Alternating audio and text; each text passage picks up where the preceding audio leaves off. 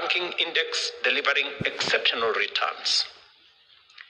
Top performing stocks, companies like Car and General, Kenya Airways, I&M Bank, posted staggering gains for investors, shifting to equity. Lower yields on government bonds, you know what that means, have sparked a localized shift towards equities, pushing the Nairobi Securities Exchange market capitalization to historic high of over 3.8 trillion. That is Kenya. So if any one of you had any doubt in the possibilities that this country can make, please start believing in your country. Start believing in your country. And as we engage in this process, because it's going to be a robust process, it's not going to end in weeks or months, maybe it will take us a year or so, we must have a robust conversation as a country on what the future of Kenya is. This is not about the next election. This is about the future of Kenya. Yeah, the future of Kenya.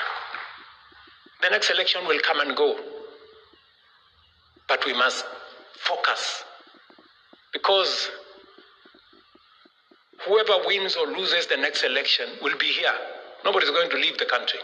So we're going to be here, and the future of Kenya will matter to everybody, those who win and those who lose. Yeah? And so it is very important that we think about the future of our country. And finally, as we focus about that future, I have said we must believe in ourselves, we must believe in our country, and we must be patriotic.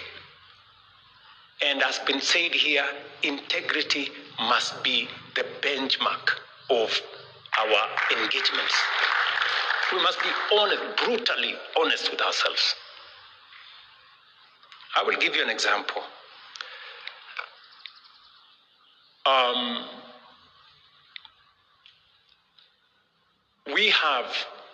We are a country that believes we are a robustly democratic country. When I went to the G7, among the issues that was in conversation was artificial intelligence and how it's going to power the future, and how social media it continues to affect society positively and negatively.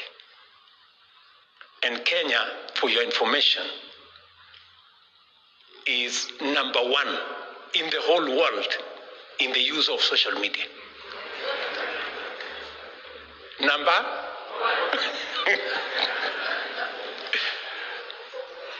It is said that every Kenyan, or on average, Kenyans spend 4 hours and a few minutes every day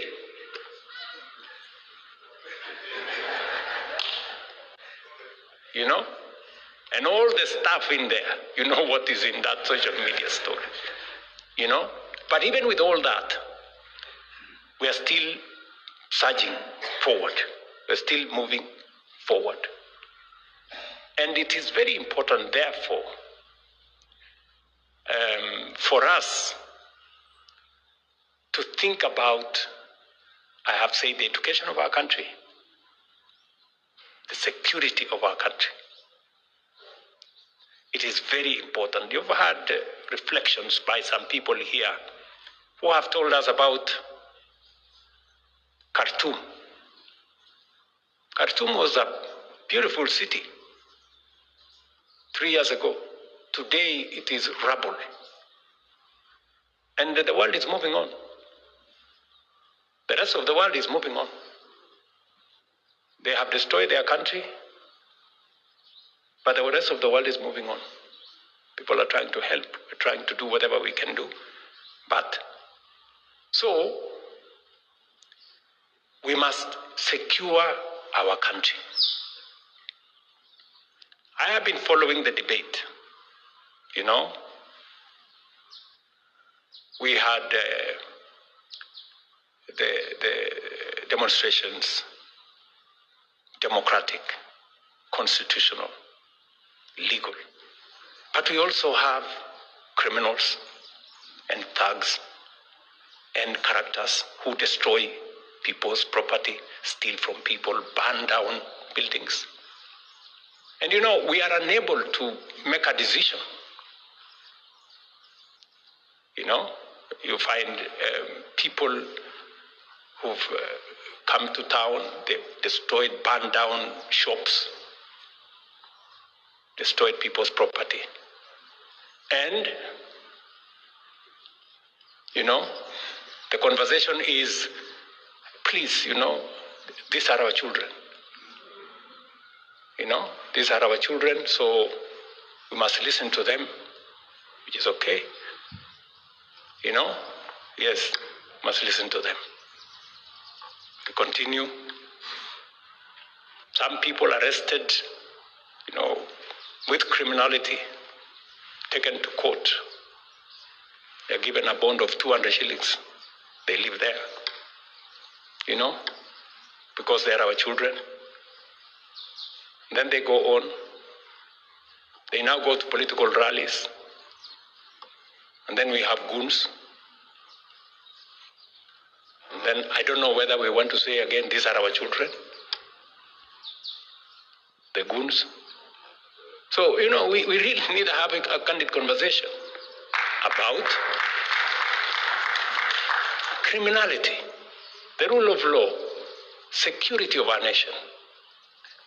It cannot be the case. There cannot be any defense for criminality. There cannot be any defense for breaking the law. I am very happy that the last time there was an attempt for criminality in town and we stopped it.